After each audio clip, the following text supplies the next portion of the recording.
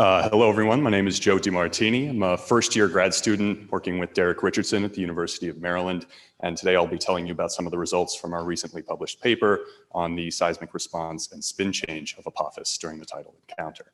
So the main thing here is that Apophis, as Rick Binzel mentioned to us earlier, really provides a golden opportunity to investigate the internal structure of a rubble pile asteroid or potentially hazardous asteroids. So it can potentially provide us with a lot of information about what these bodies are like.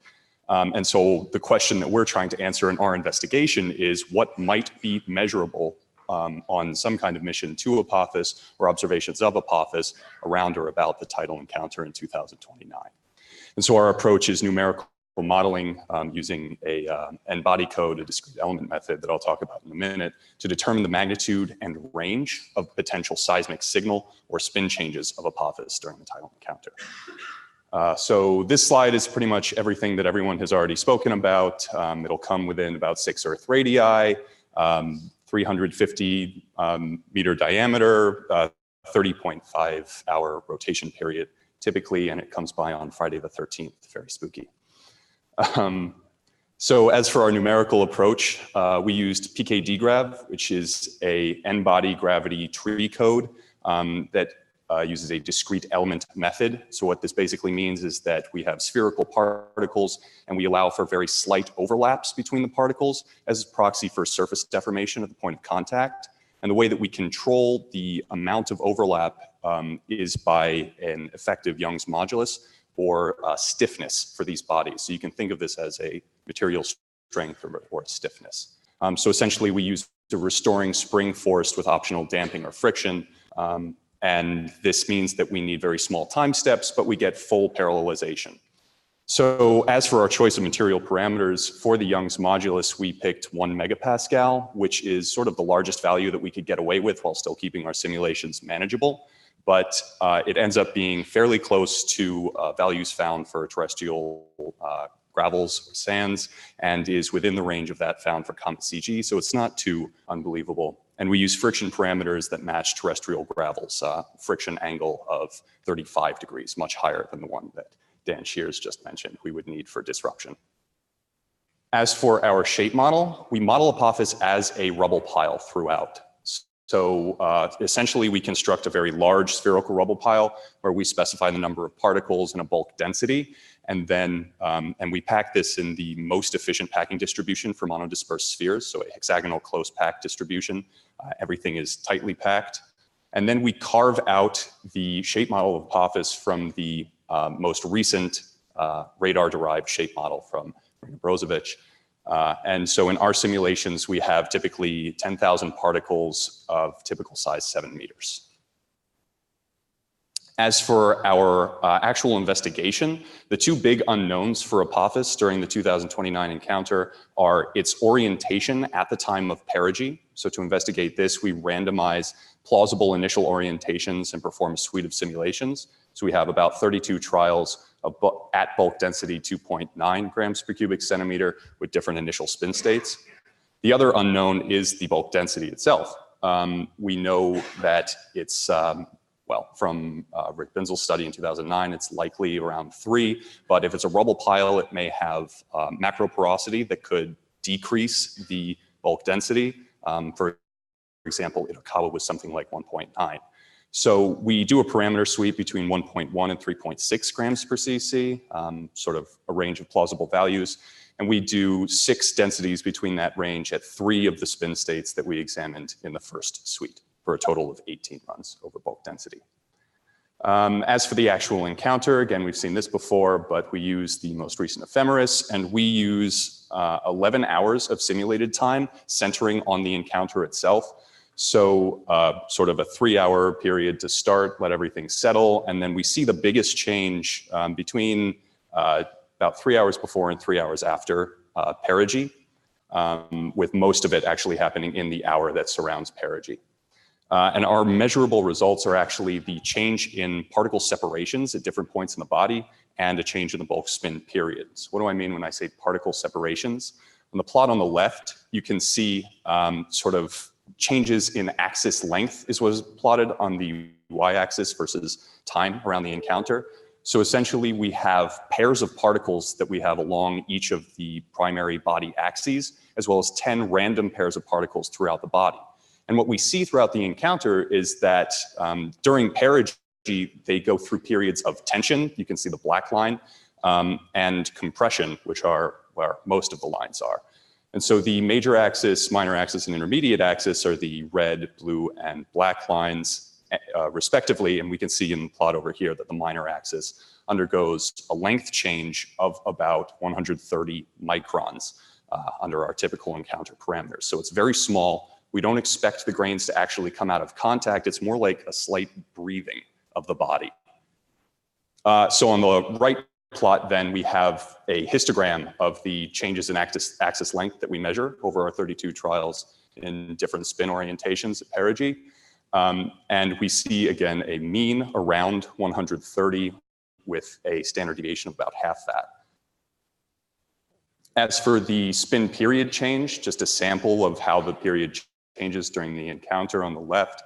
But the real thing here is the right plot. You can see on the histogram, the range of changes, potential changes to the period, is very wide. And as was mentioned in the past couple of talks, this could have a lot of implications about the interior structure of Apophis. If we can get some observations of it before and after the encounter, then these models can tell us a lot about what the interior structure might be. So these are all just our simulations over the different initial orientations, or the orientations at perigee, and they show a broad range of effect in both the spin change and the change in axis length of the body during the encounter. As for variable initial density runs, the left plot shows axis length change, and the right plot shows change in period. The upshot of these plots is mostly that the bulk density has a much smaller effect than the encounter orientation does, both in terms of the seismic signal that we might see, that is the left plot, and the change in period. So there's a much weaker dependence on the bulk density than there would be on the encounter orientation. After that, it's always important to check your code.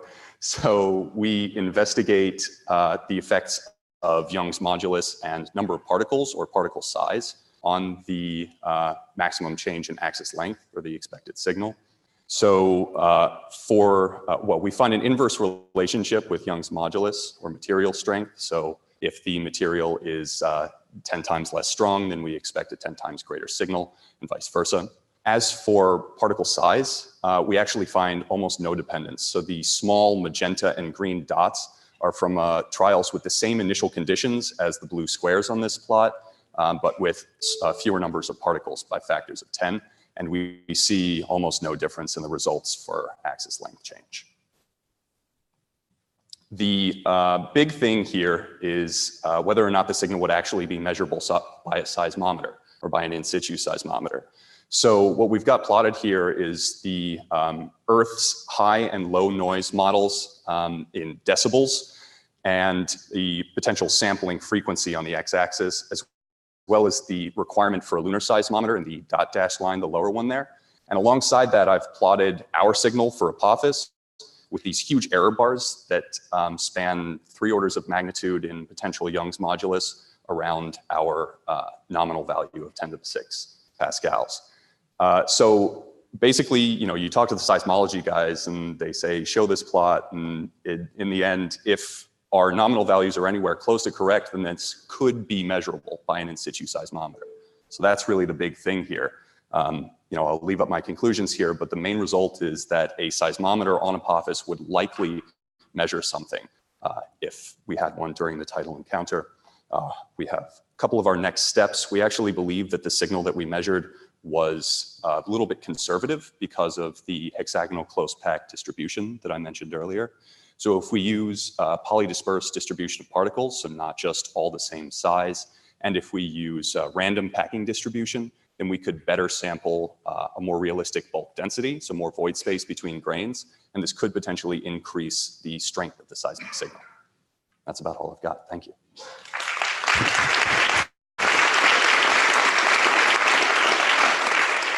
Okay, we have Andy Ripkin. Hi, Andy Ripkin. Great talk, and that last point there is really the key one.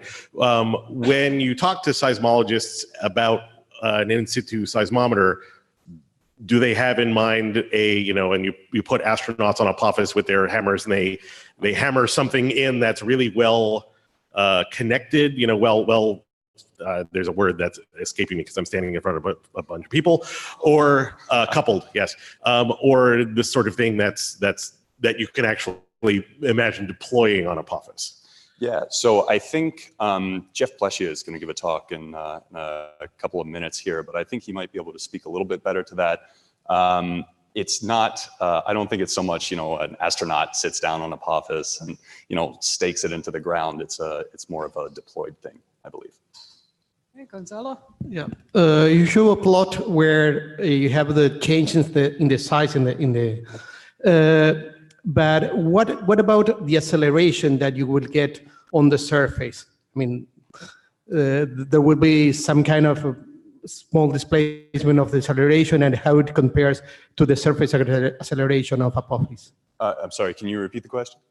And you will have some kind of change in the acceleration on the surface. Mm-hmm. And how this compared to the acceleration on the surface acceleration.